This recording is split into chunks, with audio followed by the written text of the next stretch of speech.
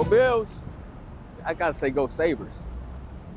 Oh, there go my limo, Drew. There it go. I knew I was waiting on my Uber. You know what I mean? Got my limo over there waiting on me. You gotta hurry up.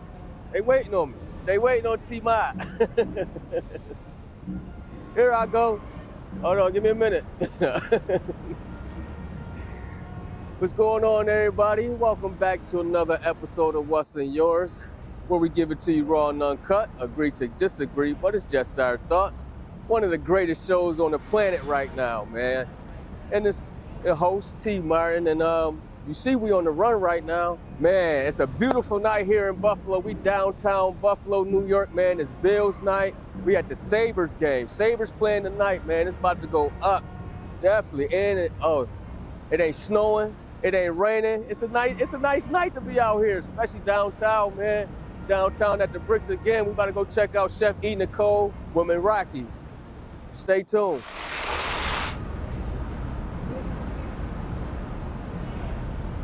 Gotta win out.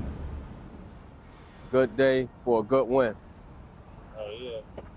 We here with Meraki, man. We definitely about to take. I gotta see what's on the menu. I gotta ask you what's on the menu. I gotta taste that jerk roster pasta, man. I gotta taste some of that jerk roster pasta. Let's go in and talk to the chef. Let's go talk to the chef.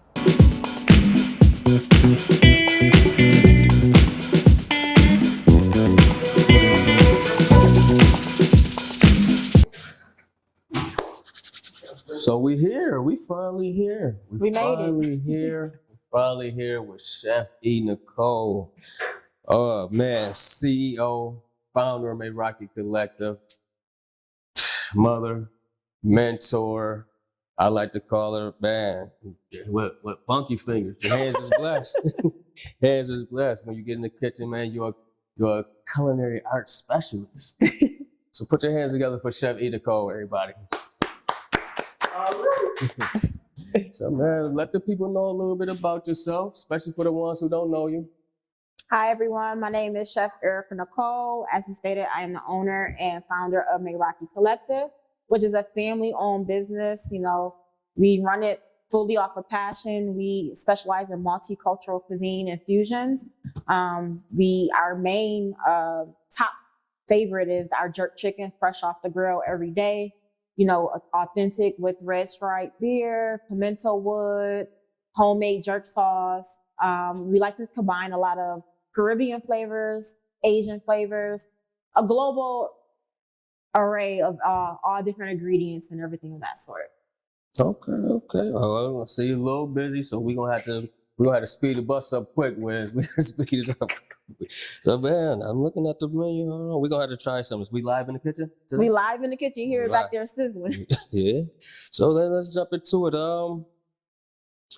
How have your whole experience been as a chef?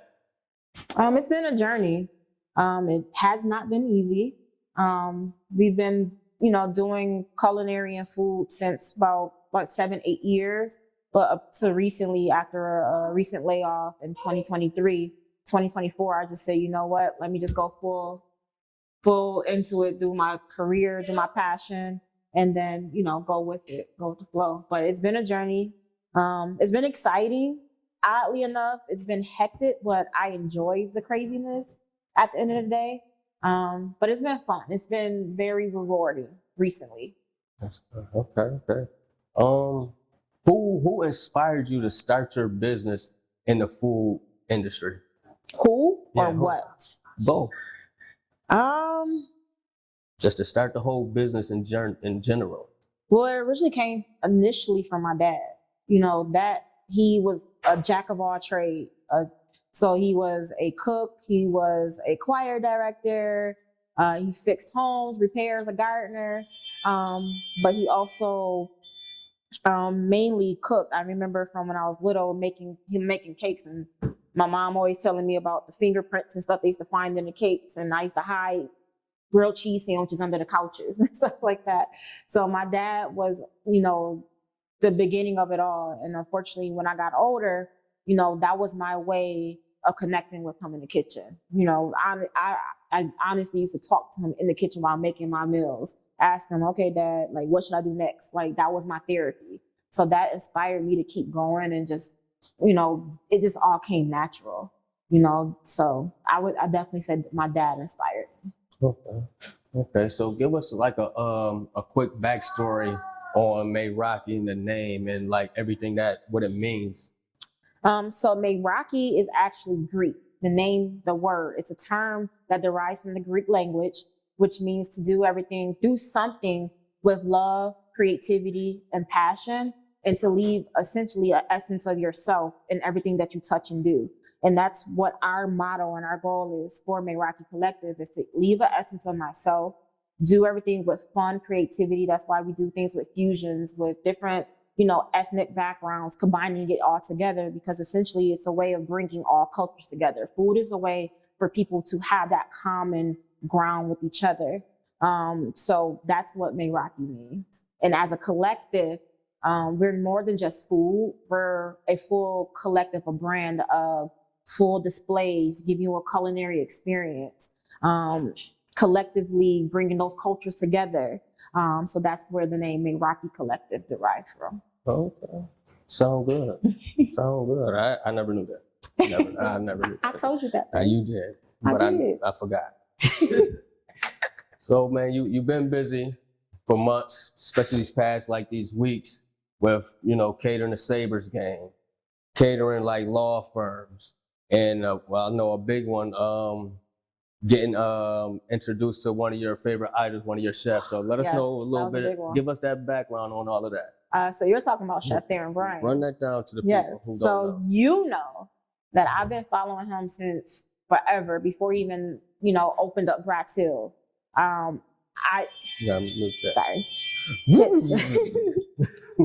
Sorry, I have to have my stuff on for my Just put notifications. it on vibrate for a minute.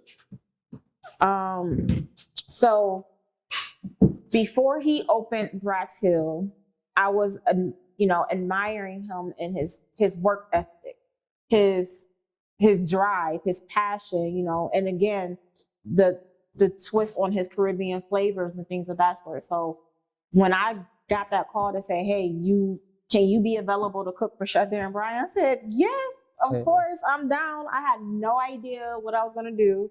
Like, my knees buckled a little bit, but to actually meet him in that atmosphere and to get his stamp on my food was like everything. That was like that light switch that said, okay, I'm on the right track. I'm on the right journey. For somebody of his caliber to come in and say, my food is just as good as his, that was a complete honor. So that was one of those like ticks I marked off on my bucket list, like to experience that. Mm-hmm. So talk about a little bit about that Sabres game when you catered. Man, that was crazy. That was a good experience too. For some reason, leading up to it, I was hella nervous, right?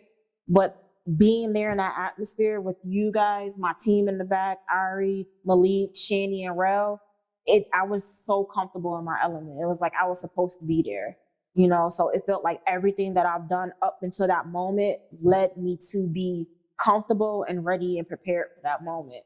The feedback that we got a lot from the fans, from the staff, from Delaware North Sports Service. Shout out to Chef Steve, Chef Mike, like everything was awesome. We got a lot of feedback. People were even coming up to us, telling us that they were looking for Meraki Collective because they seen us on Instagram, so that was such a humbling moment to be like, I can do this. I am meant for this. This is my passion. And everything in life had led me to that moment there. How would you describe your cooking style? Free, creative. A lot of times I don't go with recipes. I go with just what I feel like. I always tell people, like, I stop when the ancestors tell me to stop, or I'll come up with a crazy idea of a fusion. I'm like, let's try this. Let's pair this. So I feel like my style is outside of the box. It's artistic. I look at food as an art. Each ingredient has its own entity, and you put that together to make it one big canvas. Whether it's through your flavor or through your sight and visualness, I feel like my style is artistic and creative and flavorful. Okay. So what you think set you apart in your food from other chefs? The knowledge of the ingredients. I study so much. I watch a lot of shows, documentaries. I read a lot of books. Even though I'm self-taught, I have that passion and drive to know, like, I want to learn more. I want to know, why is a bell pepper the color green? Why does it have this flavor profile? What goes with that flavor profile? And I think outside of that box, I'm willing to also learn and use that knowledge with my creativity. I think that's what sets me apart from everybody else. And I'm very strategic with utilizing fresh, authentic ingredients. I'm willing to find places where I can go get an authentic pimento wood, so I can give you that real authentic Jamaican flavor, so that way you taste as if you flew over to, the oceans of Jamaica to get that flavor profile. I don't do shortcuts. What buddy say when we was here? It sounded like you climbed the tree. It tastes like I climbed the coconut tree and got the coconut milk myself and put it in the rice. That's what he said. So while we talking about chefs, what's some of good chefs or chefs that inspired you, that you looked up to? Anthony Bourdain, R.I.P. R.I.P. Man, that is one. I will set myself up to go on that worldly travel, to do the things he's done, to connect with those people and eat different food. Like I tell everybody, I tried anything twice, because the first time it may not hit right, but that second time you taste it, okay, But he was very inspirational, and that's somebody that I definitely would like to follow his footsteps. I wish I would have been able to pick his brain a little bit more. But I feel like I still can, through his documentaries, through his shows, through his books. But that's definitely somebody I admire as well. So you said you like to try everything twice, right? Anything twice. I'll eat anything twice. Oh, sorry, people. Okay, I got you. It's okay. I got you. It's okay. So man, let's get in some of this food. Say you hid something that. Drew, I gave her that. So Wiz, don't worry about it. That's a clip. That's a clip. So let's get into some of this food. Want to taste a little bit? Get a little something? Yeah, where's that? All right.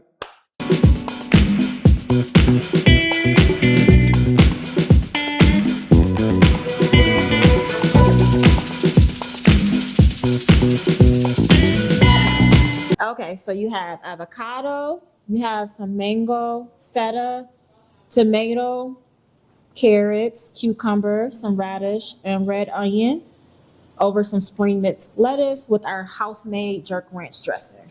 Okay, come take your seat. All right, let's taste this for the people. Oh, sorry. Uh-oh. My bad. So get it. It's going up. Taste it. I was playing. Go ahead. You left-handed now? Ambidextrous. Work both hands. Whoa, pause. I was gonna say, Pause. that's crazy. Clip that one. That's a clip. It is. Are you smoking? It's good.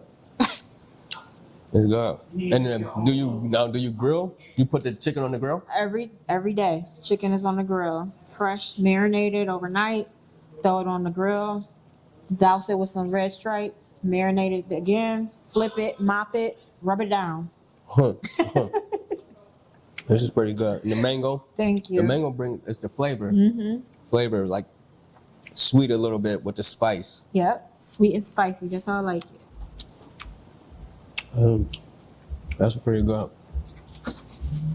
Now, what we got here?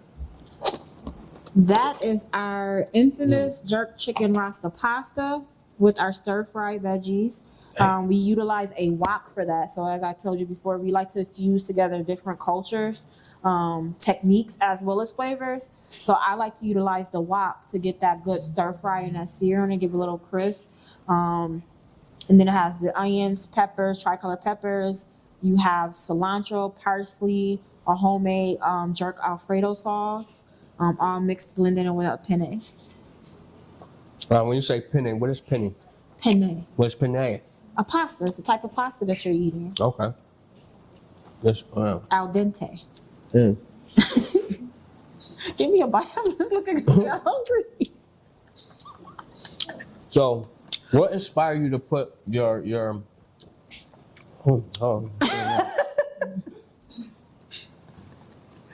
I gotta. So what inspired Is you to that make order your for menu? in-house or that's a 720? What inspired you to put your menu together? How do you come up with what to put on your menu? It just come to my mind. I literally sit there like Einstein and think about what will go together and go from there. Like, that's like asking an artist, what made you paint this picture like this? I have no fucking idea. I just did it and it came from the ancestors, my heart and my passion, and it all works out. Oh, workout. So I know like ingredients is like during seasonal. So how do you put that into what you be doing? So I utilize the local farmers markets a lot of times during the season, the spring and summer season. I would like to utilize their fresh produce and keep that community. Farming is not easy. So I like to go to the farmers market and utilize them for like my fresh ingredients. Or if that's not available, I'll outsource to, big retailers like Wegmans or something, because I know they utilize other farmers and fresh ingredients. For example, like with our coconut curry, I am very particular about what kind of coconut milk I use, because sometimes you'll get something that says organic coconut milk and it's not. It's just organic coconut flavor. Or it's a blend of coconut and another tree nut milk. That's not authentic coconut milk. So I utilize Thai coconut milk because if you look at the ingredients, it says coconut milk. That's it. So I try to find places or people or businesses that have that same mindset of utilizing unprocessed, fresh ingredients as much as possible. So now do you have like dietary or like for vegan specials or people who don't eat such and such or whatever? Yeah, absolutely. We just had our coconut curry, which is vegan. So that's made with coconut milk, chickpeas, sweet potatoes, spinach, and kale, and a lot of other spices, turmeric, curry, and things of that sort. Just want a clean, produced chicken. We do have vegetarian meals. We have vegan meals all the time. We eat that all the time at home. So you can also make requests, and we're pretty much will make it for you. This takeout is a new venture for us. We do specialize in catering, corporate catering, or special events. So we just been, figuring out different ways to produce meals for everybody to enjoy and taste, outside of catering options. So anything that you want, we pretty much can make, and we make customized menus all the time. I hate having just one specific menu all the time. It gets boring to me. So that's why I like to play around with doing customized menus based off the season, based off the theme of things, and just how I feel. I'm a professional. So what do you want the people to say or feel when they actually taste your food? I want them to feel like they can taste my story. They can feel the love that goes into it. They can taste the unprocessed ingredients. That's the main thing. This is love right here. The cheese is hand shredded. My gift you bought me broke the shredder, so then I had to hand shred the Parmesan cheese today, which was crazy. But again, I don't like taking shortcuts. So, I want them to taste that creativity and to understand the story that I'm trying to tell for that specific meal. Okay.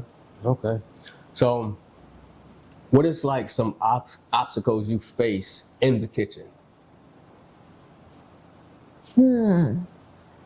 If any. Letting other people help me. That's my biggest obstacle. And I've lately been proud of myself for asking for help, because the workload is increasing and I just can't have my hands on every single thing. So the hardest thing for me has been allowing people to help me, letting that go, especially my daughter, you and stuff like that. Like, my mom, everybody, y'all look at me like, leave me alone. I'm like micromanaging, but trying to let go. But knowing that, okay, if I teach you guys the right way, and train, I can let things go, and then I'll be more creative in other aspects of my journey. Okay. What is 3 tools you need in the kitchen and why? 3 tools. Because I heard you, like you said, you use the wok with this. Yeah. So what's 3 tools? My 3 tools that I say that I will always need.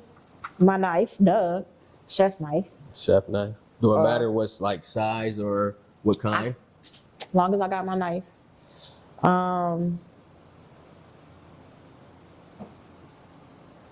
My hands, that's a tool. My hands. Without my hands, I cannot work. I cannot create art. And what's another tool that I say that I cannot live without as a chef in the kitchen?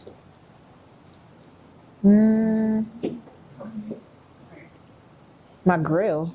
Grill? Yeah, I gotta have a grill. I cannot make my jerk chicken without the grill. I don't care if it's -3 degrees outside. I am outside on that grill, putting that jerk chicken on that pimento wood, giving you all that flavor. Snow or rain? Snow, or rain. I've been out there in the trenches. That's a fact. So tell us something that you learned about yourself this year, just this year alone. That I do not give up. I really learned that, because it's been times that I want to give up, that I crawled up in that bed and told you, and I can't do this, or I don't want to do it. But something inside of me is literally myself. Bitch, get your ass up and go in that kitchen and do what you were meant to do. I do not give up.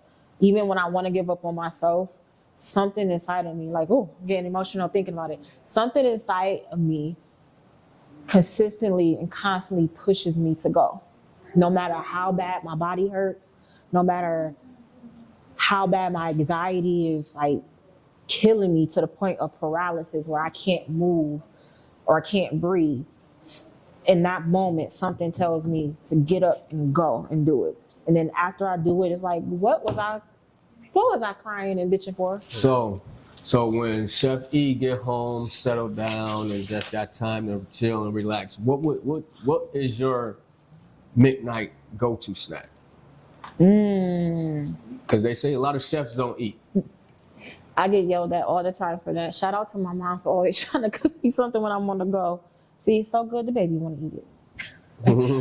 My midnight snack sometimes would be mango, or that white chocolate macadamia nut energy bar from Aldi's. That joint's fire. But I usually like something quick. Oh, no, I'm lying. Ramen. I love making like ramen, not just out the pack, but like making my own broths with toppings and sauce and like a yolky egg. Oh, that's my go-to snack. Okay. Ooh, with some broccoli. And you just get to see it. Huh? You just see it right now. Yes, I'm tasting it. And you it. said everything twice. Yeah, I mean, don't get me again. All right, let's before we get out of here, what can you tell the up and coming chefs and like entrepreneurs, people like yourself? What good advice would you give them? I would say to give yourself grace. Things are always going to be hard. Right, yes, give yourself grace. Things are going to be hard. Every thing is a lesson, Even if it didn't work out, take that as a lesson for the next task to say, okay, well, what can I do better? What went wrong? Trust the process, trust the journey. Because at any given moment, things can change for the good. And any given moment, it can change for the bad, but take that bad as a lesson. Believe in yourself. Have a support system. If you can, have people around you that, push you, can support you when you can't. Support yourself. What else? And just be authentically you. So you can show up in any room knowing that you are being who you are and people are wanting you there because of who you were from the beginning. Just be yourself. Everybody may not like you. Everybody may not understand you. But at the end of the day, your common core and your goals, that's who you are. Just be you and show up. That's what I would say. Put God first. Always. That's given. I thank God every day. Got to. In the good and the bad. I thank God, the universe, everybody. Good, bad, ugly. Yeah. So let the people know what's next for Chef E. What's next? What month are we in? March. Just wake up and go.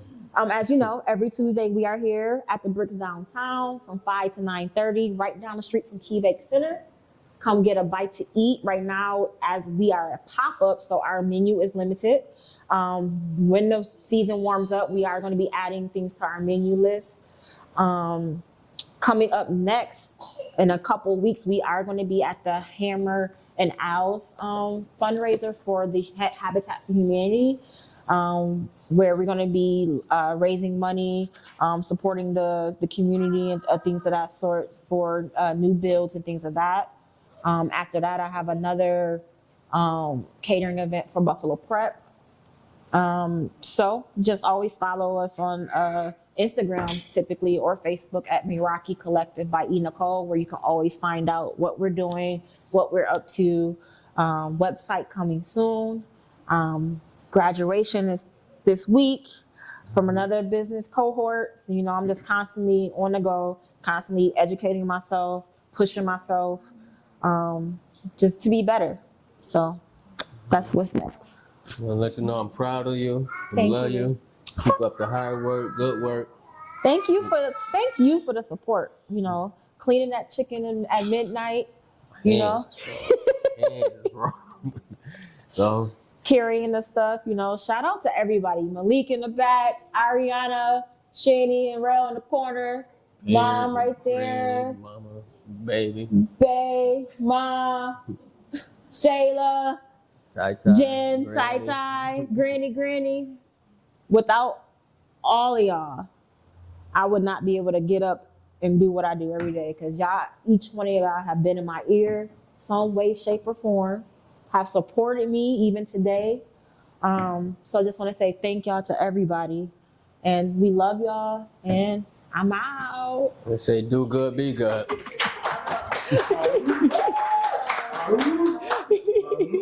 I did yours all.